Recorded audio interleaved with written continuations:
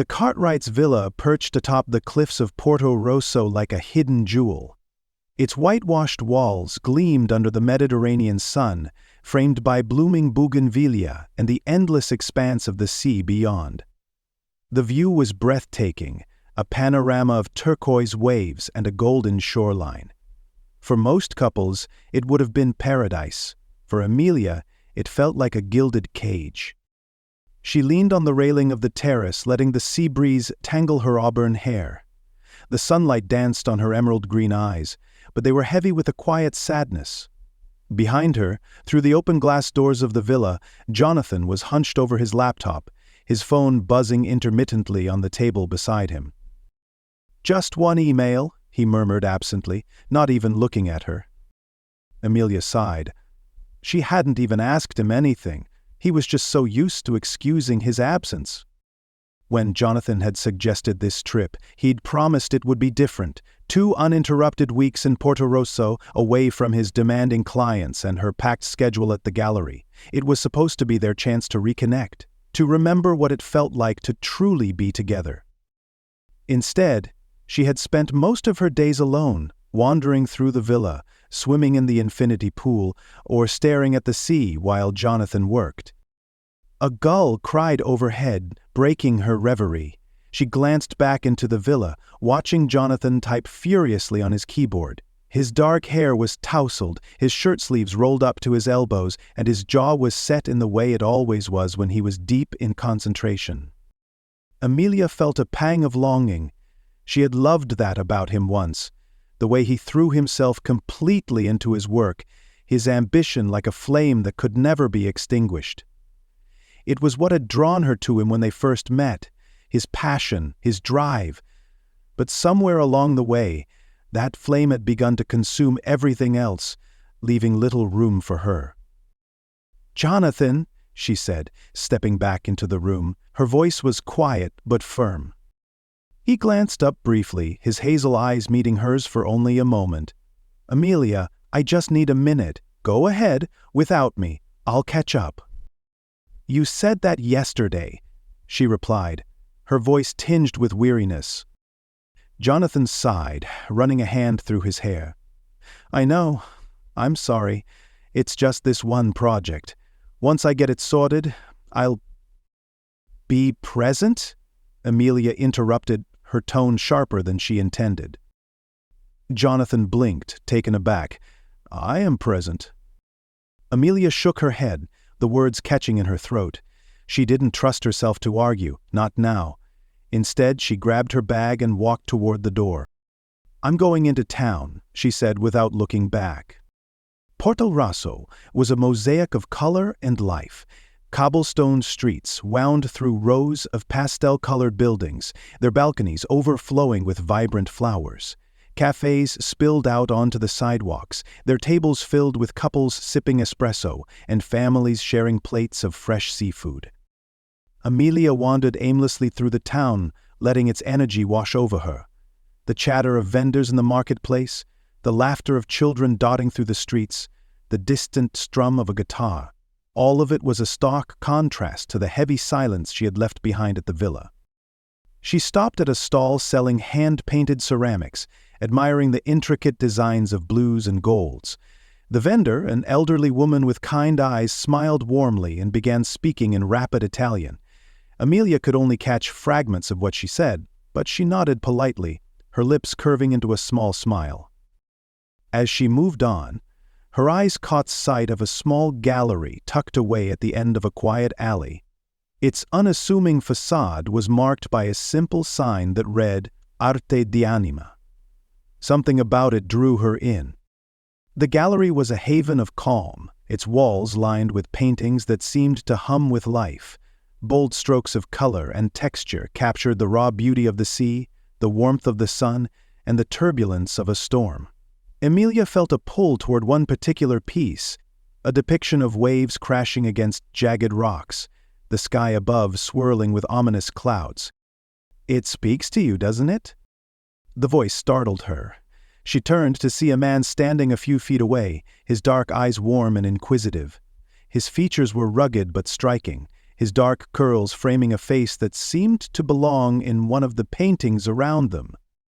"It does," Amelia admitted, turning back to the painting. "It's alive." The man smiled, stepping closer. That's the point." He extended a hand. "Rafael," he said. "Amelia," she replied, taking his hand. Rafael walked with her through the gallery, his words weaving a narrative around each painting. He spoke with a passion that made the art come alive, his voice rich and warm. "You're an artist," Amelia said, more as a statement than a question. "I am," Rafael replied, "and a lover of beauty in all its forms." Amelia felt her cheeks flush at the way his eyes lingered on her as he said it. "I curate exhibitions," she said, hoping to shift the focus. "Ah, so you have an eye for the extraordinary," Rafael said, his smile widening.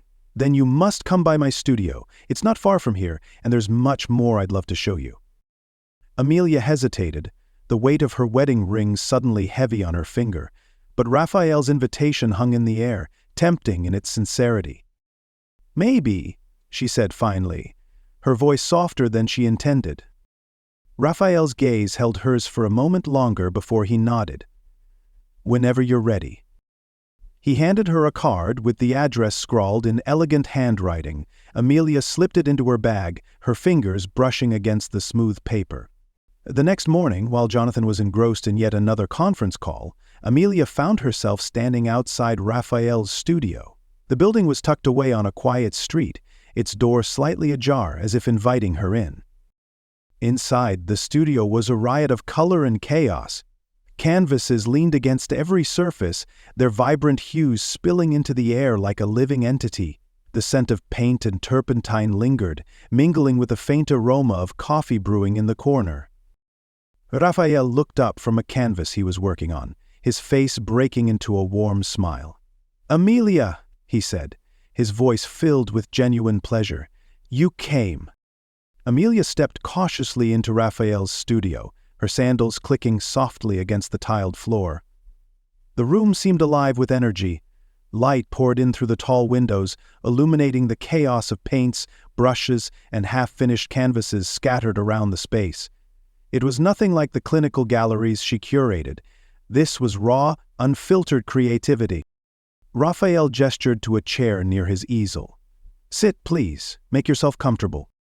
Amelia hesitated, taking in the mess and warmth of the room. "You seem busy," she said, nodding toward the canvas he had been working on. "Busy?" Rafael laughed, setting down his brush. "Never too busy for inspiration." His words, simple as they were, sent a ripple through her.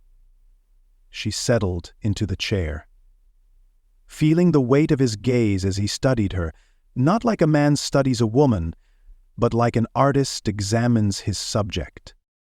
"Would you let me paint you?" he asked suddenly, his voice low and serious. Amelia blinked, taken aback. "Me?" Rafael nodded, his expression unreadable. "You have a presence. It would be a gift to capture it." She felt a blush creep up her neck, her mind racing for a reason to decline, but she couldn't find one. Instead she nodded, her voice barely above a whisper. "All right."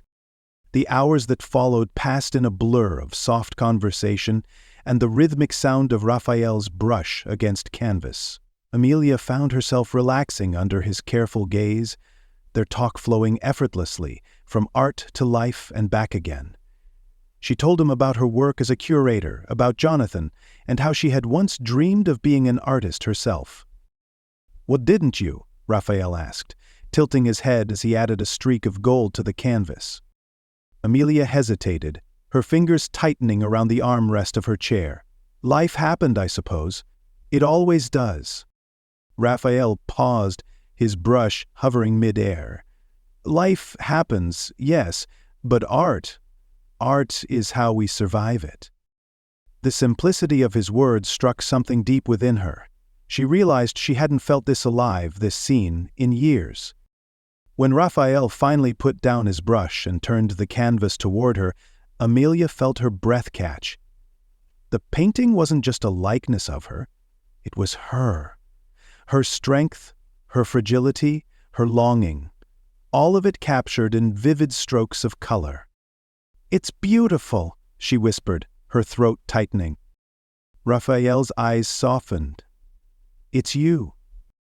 That evening, as Amelia returned to the villa, the weight of her day pressed heavily on her. The studio had been intoxicating, a world away from the cold, structured life she shared with Jonathan. She found him on the terrace, his laptop closed but his phone still in hand. He looked up as she approached, his face lighting up briefly. "There you are," he said, standing to greet her. "I was starting to wonder if you'd gotten lost." "I was just exploring," Amelia replied, her voice carefully neutral. Jonathan kissed her cheek, a perfunctory gesture that once would have made her heart race, but now left her feeling hollow. They ate dinner together under the stars, their conversation skimming the surface of their lives. Jonathan spoke about his work, about the clients who were driving him mad.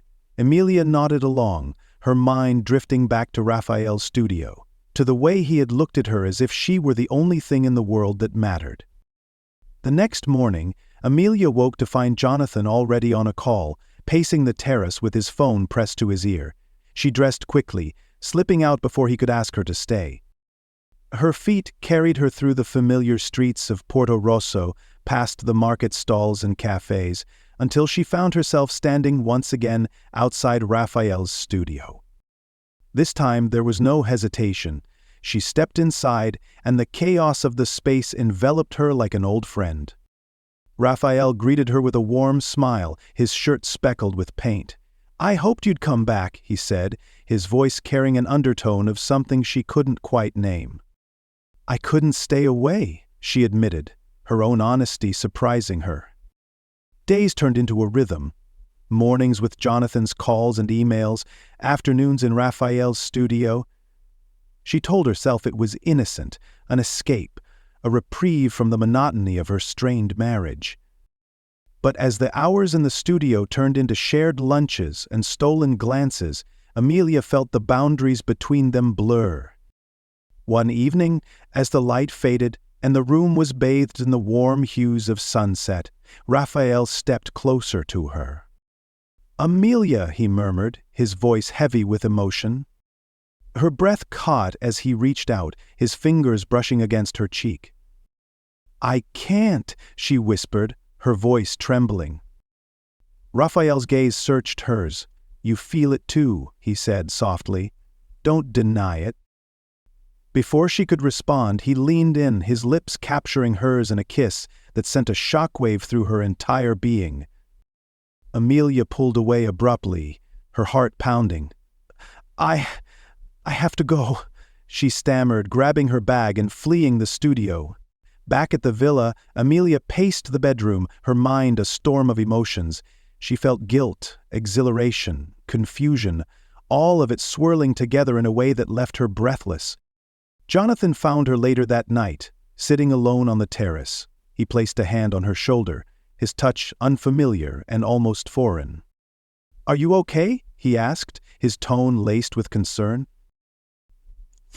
Amelia forced a smile. "I'm fine, just tired." Jonathan seemed to accept her answer, but as he walked away, she felt the weight of the lie between them. Amelia woke to the sound of waves crashing against the cliffs below the villa.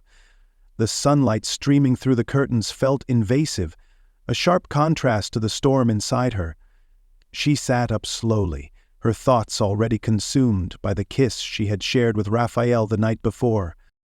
Jonathan was gone from the room, his side of the bed neatly made. Amelia dressed quickly, avoiding the mirror as she tied her hair into a loose knot. Downstairs, Jonathan was seated at the dining table, his laptop open as always. A cup of coffee sat untouched beside him. He looked up when she entered, offering her a distracted smile. "Morning," he said, his finger still typing. "Morning," Amelia replied, keeping her voice neutral as she poured herself a cup of coffee. The silence between them felt heavier than usual. Amelia sipped her coffee slowly, her gaze fixed on the view beyond the terrace. Jonathan's phone buzzed, and he glanced at it briefly before returning to his work. "I was thinking," he said suddenly, breaking the quiet, "maybe we should take a boat trip today, see more of the coastline." Amelia blinked, surprised. "You want to take the day off?" Jonathan shrugged, finally closing his laptop. "Why not? We're here to spend time together, aren't we?" Her chest tightened at his words. She wanted to say yes, to let him pull her back into their marriage.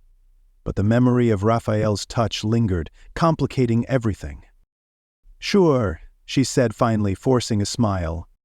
The boat was a modest one, piloted by a local fisherman who spoke little English but exuded warmth with his wide smile and cheerful demeanor. Amelia and Jonathan sat side by side as the boat cut through the sparkling water, the salty breeze tangling her hair. For the first time in days, Jonathan seemed fully present. He pointed out hidden coves and ancient ruins nestled along the cliffs, his enthusiasm reminding her of the man she had fallen in love with. Amelia tried to match his energy, but her mind kept drifting back to Rafael. She wondered what he was doing, if he was thinking about her. The guilt gnawed at her, but it was laced with a thrill she couldn't deny. As the boat docked at a secluded beach, Jonathan took her hand to help her onto the shore. The gesture was so unexpected that Amelia almost stumbled. "You okay?" he asked, his brow furrowing. "I'm fine," she said quickly, withdrawing her hand. Jonathan studied her for a moment, his expression unreadable, before leading the way up the rocky path. That evening, as they sat on the terrace with a bottle of wine, Jonathan seemed quieter than usual. It swirled his glass absently, his gaze fixed on the horizon. "Amelia," he said, suddenly, his voice breaking the silence. She looked up, startled by the seriousness in his tone. "Is everything okay?" he asked, his eyes searching hers. Her heart skipped a beat. "Of course, why wouldn't it be?" Jonathan hesitated as if weighing his words. "You've seemed, distant. Is there something you're not telling me?" Amelia's pulse quickened, but she forced a calm smile. "I'm just adjusting to the slow pace here. You know how restless I get." Jonathan nodded slowly, but the doubt lingered in his expression. The next morning, while Jonathan was occupied with another round of calls, Amelia returned to Rafael's studio. The air between them crackled with unspoken tension as soon as she entered. "You came back," Rafael said, his voice low. "I shouldn't have," Amelia replied, but she didn't move. Rafael stepped closer, his gaze intense. "But you did." Amelia's resolve crumbled. She let him pull her into his arms, their lips meeting in a kiss that was both tender and electric. This time, she didn't pull away. Days turned into a dangerous dance of stolen moments with Rafael and strained silences with Jonathan. Amelia's guilt grew heavier, but so did her longing. One evening as she returned to the villa, she found Jonathan waiting for her on the terrace. His expression was calm, but his eyes were sharp. "Where were you?" he asked, his tone deceptively casual. "I was walking," Amelia replied, her heart pounding. Jonathan studied her for a long moment before nodding. "I see." But the next day, as Amelia prepared to leave the villa again, Jonathan followed her. Jonathan trailed Amelia through the streets of Porto Rosso, keeping a safe distance as she made her way to Rafael's studio. His worst suspicions were confirmed when he saw her enter the building. He waited outside, his mind racing with anger and disbelief. When she emerged, hours later, her cheeks flushed and her hair disheveled, he stepped out of the shadows. "Amelia," he said, his voice cold. She froze, her eyes widening. "Jonathan, what are you doing here?" "Following you," he replied bluntly. "I had to see for myself." The argument that followed was brutal. Jonathan demanded answers, and Amelia, unable to deny the truth, confessed to her affair with Rafael. "I was lonely," she said through tears. "You shut me out for years, Jonathan. I didn't know how to reach you anymore." "And this is how you decided to fix it?" Jonathan shot back, his voice thick with pain. The days that followed were filled with tension and silence. Rafael reached out to Amelia, but she ignored his calls, consumed by the wreckage of her marriage. Jonathan, meanwhile, withdrew completely, spending his time locked in the villa's study. Finally, Amelia made a decision. She met Rafael one last time, telling him that their affair had to end. "I can't destroy what's left of my marriage," she said, her voice breaking. Rafael looked at her with a mixture of sadness and understanding. "I hope he realizes what he has in you," he said softly. Amelia returned to the villa, her heart heavy but resolute. She found Jonathan on the terrace, staring out at the sea. "I ended it," she said simply. Jonathan didn't look at her. "I don't know if that's enough." Back home, Amelia and Jonathan began the painful process of rebuilding their marriage. Therapy forced them to confront their failures and vulnerabilities, and slowly they began to find their way back to each other. Months later, on a quiet evening at home, Amelia and Jonathan sat together on their porch, watching the sunset. "It wasn't easy," Jonathan said, his voice soft. "But we're still here," Amelia replied, taking his hand. And for the first time in a long time, they felt like they were truly together.